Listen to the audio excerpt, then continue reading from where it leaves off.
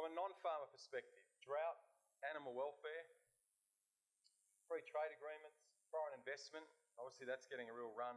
Foreign ownership versus foreign investment often gets confused, and water. But what we do know is when a farmer does enter these discussions, they're actually very well received and people actually like to talk to a farmer. But we don't provide them with the tools to do that. And a few of our guys have fallen into the trap of talking to some of these trolls who often represent people that aren't looking at agriculture as a future industry. We also know from our research that we did across Australia, there are 4 key things that farmers want. They want advocacy and lobbying. They want member benefits. So by creating a national platform, farmersaustralia.com, it means we can then, from a commercial perspective, start talking to people like Toyota. At the moment, Toyota won't talk to agriculture because we're too fragmented and they don't want to do little bits and piece deals. They want to do a big national deal. So for us, there's an opportunity to do some larger scale deals that the benefits will then flow back to the membership. BMP, best management practice, very, very important. The whole quality assurance, being able to provide consumers with a reinforcement of the great work that our farmers do day in, day out. And then community, connecting farming communities. Online communities are very, very important. So those 4 pillars, I guess, underpin not only some of the drivers behind our physical unification, but also the online platform, farmersaustralia.com. One of the other challenges we've got around that advocacy and lobbying, when the live cattle export debacle occurred, Animals Australia now have 800,000 people on a database. So it's a very strong tool to send into a politician's inbox or into a retailer's inbox to get them to change some of their practices.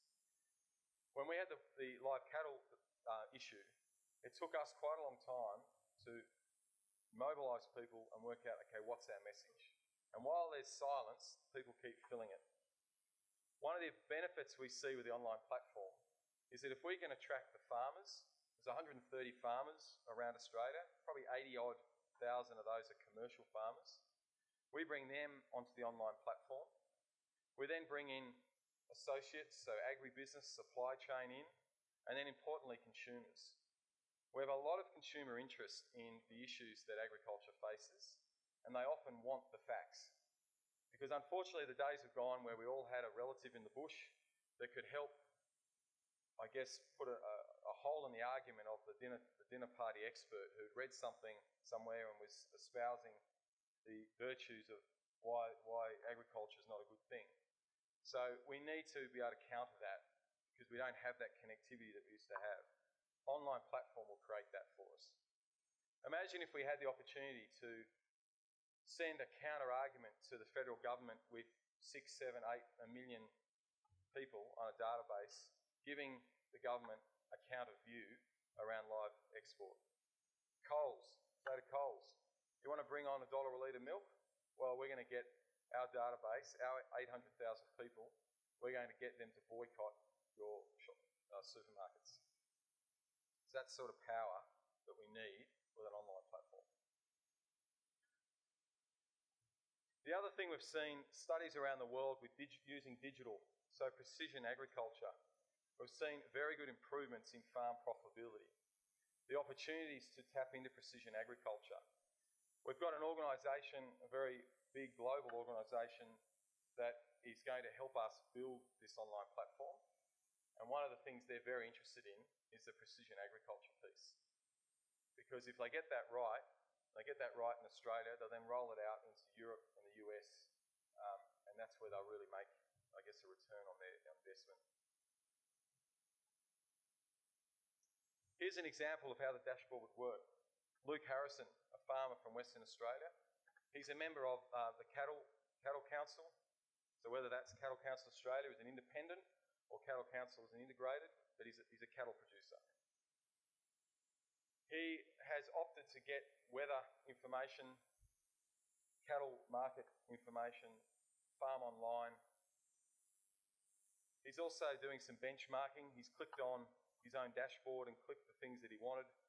He's got on there software like Observant, which will have sensors down his fence lines, which will enable him to determine he'll get constant updating of information. So rather than doing a visual assessment of, I think I'll move the cattle now, we can see that from this map, the yellow area is that paddock needs to be moved on.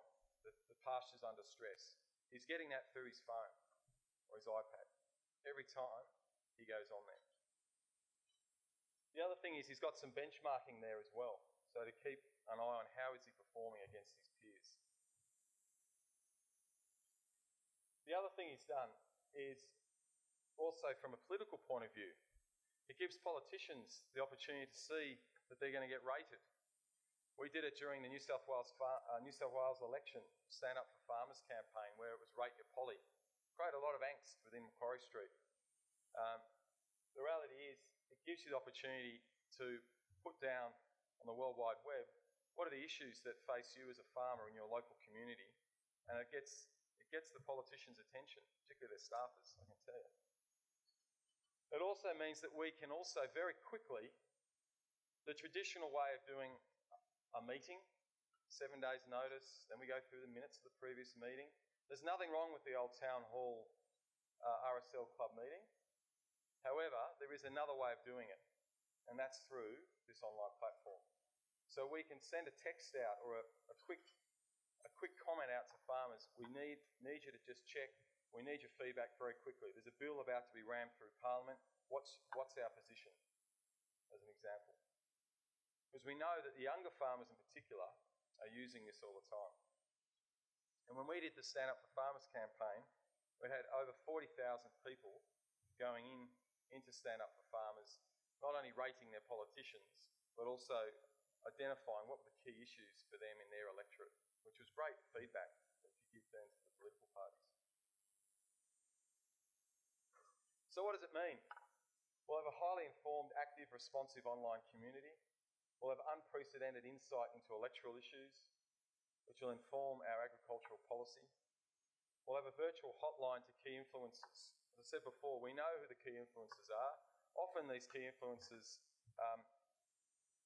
could be a dietitian or a fitness guru who really has no idea about agriculture but makes comments about our industry. So let's counter that and use our key influencers to get our messaging right and to provide that counter argument.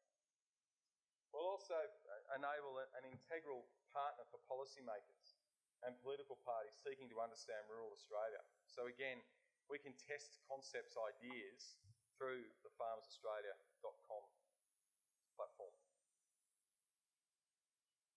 So the physical unification, it really is a 2 to 3 year project. As I said before, we've landed on, I guess, the skeletal structure of a model. We now need to go out. We've got an implementation group that are looking at how we bring that together. We tapped into the knowledge of Mitch Hook, who did the same thing at the Minerals Council. He put about, I think it was 14 organisations into one, and it can be done. Yes, it's going to be challenging. Yes, it's going to be hairy. Yes, it's going to be ugly at times. But is it the right thing to do? Absolutely. There will be some people who will leave on the train station as we chuff off. And the reality is some of those people will get on eventually. Others won't get on. But we've got to have a red-hot go at getting a unified voice for agriculture. The physical unification, the build starts next week. We've got seed money to start to build it. It'll be a $12 million build, and we've got people jumping over themselves to put the money in. So our kick-off meeting is next week.